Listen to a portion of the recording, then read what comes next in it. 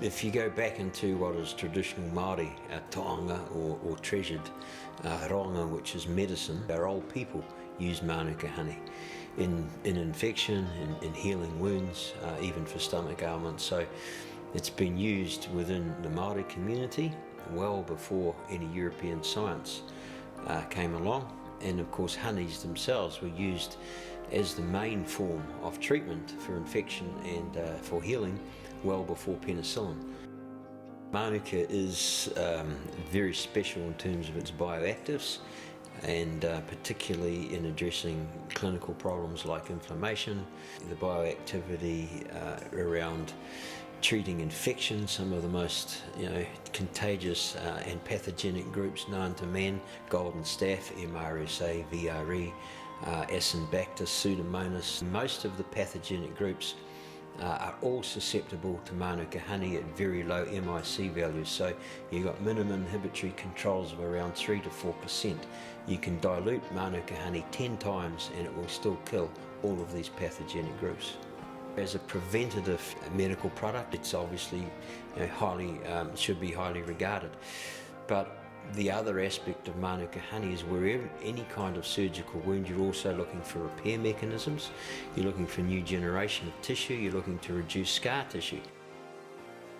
Peter Mullen was Professor of Biochemistry at Waikato University and had set up a honey research unit, and he found this unique activity, if you like, in Manuka, which is outside of all the other honeys. Honeys have an enzyme that the bee actually secretes into the honey, and it's called glucose oxidase. That enzyme releases hydrogen peroxide. Now, hydrogen peroxide is an antimicrobial.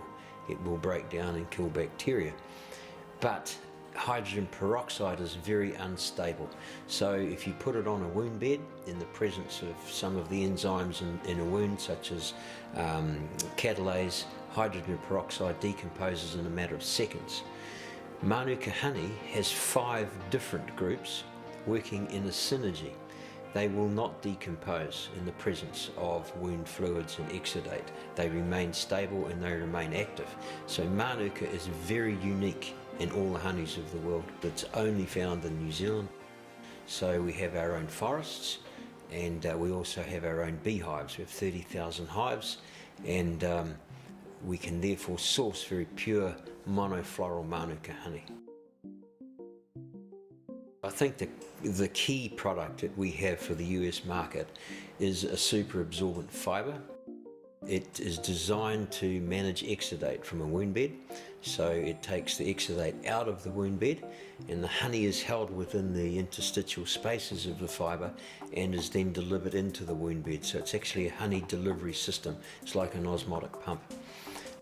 The fibre also maintains its integrity, it will not fall apart, and so it's a very easy dressing to take off after it's been delivering the honey and obviously dispose of. Now, the HD is designed to manage a wound for 7 days, so you don't change the dressing, you leave it in sight and it manages the wound. We are very confident that our product will stand up to the most robust scientific process. There might be a natural reluctance, if you like, for someone to use a natural product like honey. The difference here is that our science is so robust, so repeatable. We have spent decades perfecting, isolating, characterizing and quantifying our product in terms of the delivery of these bioactives within it. So we understand the mode of action. We can tell you how it works. We can tell you exactly what the agent is that is working.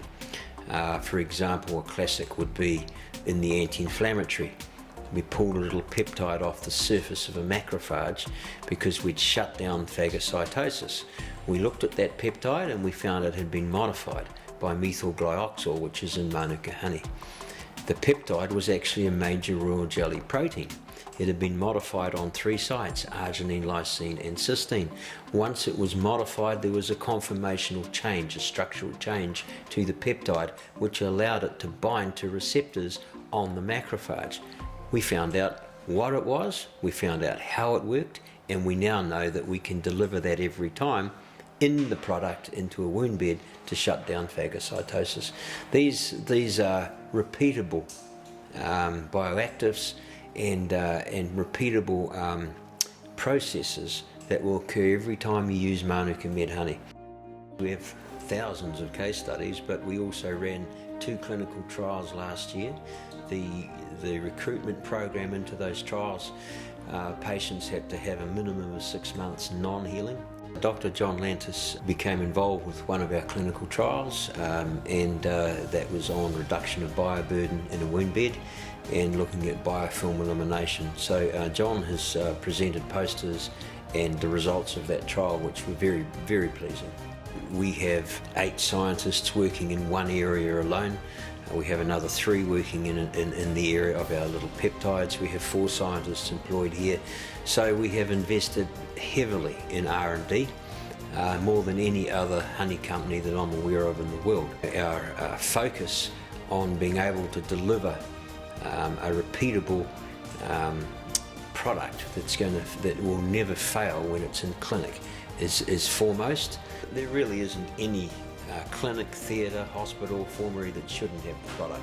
It should be used in long-term care, it should be used in theatre, it should be used on any formulary within any system, because the problem is global. It's right across every aspect of our clinical care system. People need to start thinking seriously about their patients and the outcome that they're looking for